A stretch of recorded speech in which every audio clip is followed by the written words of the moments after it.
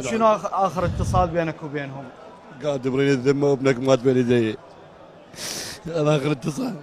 زوجته قالت لك تبرين الذمه ابنك مات بين يديك. هاي البارحه ما قدرت توصل لهم للمكان. ما قدرت، عاد فرق الانقاذ ما قدرت. بعدها انقطع اتصال، عرفت اتصال اي، ادق ما حد يجاوب.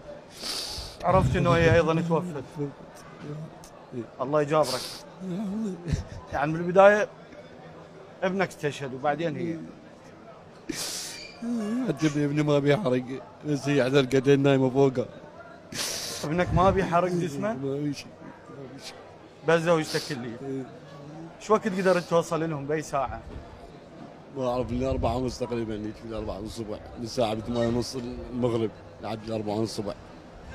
يعني من 8:30 قالت لك توفيت؟ اي نعم 8:30. بالأربعة يلا. اي قاعد انحصرنا وبرين الذمه. برين ابنك الذمة. مات بين يدي. لا ما اخر شيء. رحمه الله على روحه.